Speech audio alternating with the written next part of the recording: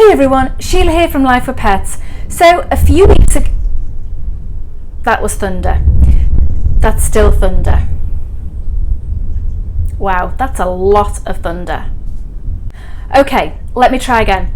So a few weeks ago, we put out a video showing our imported female betta fish, and so many of you have been asking, are we going to breed her? Did we name her? You've also been asking, what females did we keep from our spawn?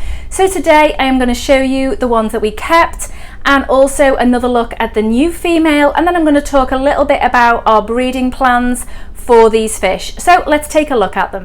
Okay, so here she is, and as you can see, spunky as ever. She is such a personable fish and extremely active. She is now in this 10-gallon tank, as you can see. So all the other fish have now gone, and she has this tank all to herself, and boy does she use every inch of it. For those of you that are wondering, I have actually turned off the filtration. We have several pumps that run, I think, about 5 tanks in this area, and sometimes it can get a bit noisy, so I do turn them off just for the video, and then obviously I'll turn them back on again. So in here, the plant is guppy grass, and then we've just got some moss balls and the coconut hut. We do actually sell all those, and I will leave links to them in the description box below. So this beautiful little girl does now have a name, and we have called her Jasmine, which I think is a very pretty name, and obviously she is an extremely pretty betta fish. So we are really happy with her. She's settled extremely well. Now we do plan on breeding this lovely little girl in a few months' time, and I can't decide whether we're going to breed her first or breed the other female. I'm a little undecided. I absolutely love this one, whereas the other one, obviously I know more of the genetics on the other one because we bred her ourselves, and so I don't know whether to work with that line first and then a few months after I've done that one, maybe do her. So I'm very undecided, and I guess I'll make that decision in the next month or so.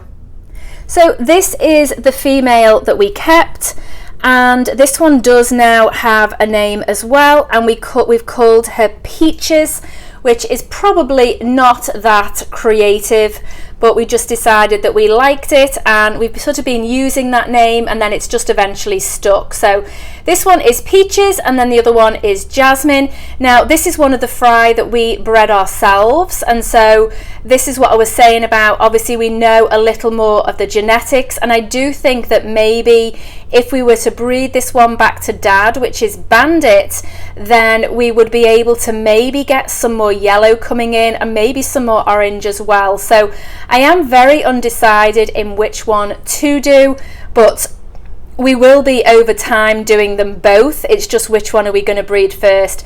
I really don't have the space to breed both of them at the same time, because when it comes to the babies, I would want to keep them separate so I know which was from which spawn, and then sort of how to crossbreed or partially crossbreed. So to me it's important to keep them separate, and I just really don't have the time or the space to add another tank that we could then do the 2 lots together. So unfortunately it probably will be a much longer process than I would maybe like it to be, or maybe you guys would like it to be, but I will only be doing 1 spawn at a time.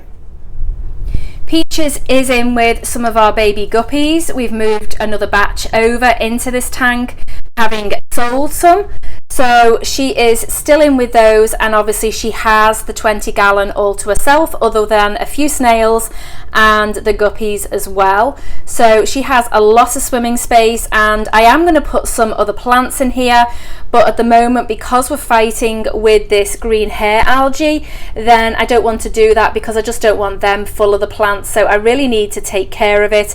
I just haven't had the time to do so. So we will be breeding both of the females to this handsome guy, which is Bandit, and he is the dad actually of Peaches, and so we are going to be breeding back to the dad, so that I'm hoping that we can get more of a stable koi line and maybe a lot more koi than we got last time. So he will be breeding very soon. Like I say, I'm probably not going to do it for another few weeks at least. And then when we start, then he will then breed with probably Peaches first. Like I say, I'm really not decided, but I'm leaning towards Peaches first because I'm really dying to see how it comes out with that spawn. And then at a later date, he will then also breed with Jasmine. I feel like all I ever do is feed these fish for videos, but I find that by doing that, then I obviously get the better shots because they are not either resting or they're much more active. So I do think that feeding them is a good way to be able to obviously get a good shot. And poor Theo knows he's missing out, so I need to do him as well. There you go, Theo. It's behind you, bud. There you go. And then anything that they don't eat, which Bandit will eat most of what's dropped down there. You can see the shrimp there. They will come and grab it. Very often they will go into the choya wood and they can hide in there and eat it, but usually he will go around and clear up. But if any is actually left, then they will grab it. Before breeding fish, you should always make sure that you condition them well, and by that basically means that they're fed a high protein diet. For the female, that is so that they actually produce eggs, and a lot of eggs, and for the male it just means that they're well fed before breeding, because very often they won't eat during the process and they won't eat for several days afterwards. So that is sort of what is meant by conditioning. Also, ideally the female does need to see the male for a few days beforehand so that he'll start building the nest, and then you can add the female in a container. So that is what I mean by conditioning. So when we do make a decision, then we will start doing that with them. I can't believe actually how much she started to change. I don't know whether it's picking it up on camera, but she's actually got a lot more black patches since she's come to us. I'm sure that water conditions must make a difference in sort of the makeup of the water, because she has definitely changed quite quickly, and yet when she was with Taylor, she obviously stayed the same, but she is definitely developing a lot more black since having come to us. So there you have it. That's the females that we are going to be breeding in the future, and hopefully they're going to produce us some beautiful babies. I'm really looking forward to working with this line and trying to maybe get a stable line where we do end up with a high percentage of koi babies. So Belfin here is desperately trying to get camera time as usual. He is backwards and forwards, and I think actually what he's hoping for is food. So let me change out the tweezers and put some food in for him. There we go.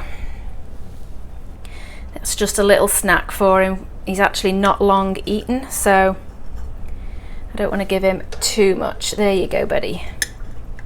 Alright guys, well I hope that answers some of your questions. If you're not subscribed to this channel and would like to see more videos like this, then please do so, and we'll see you next time.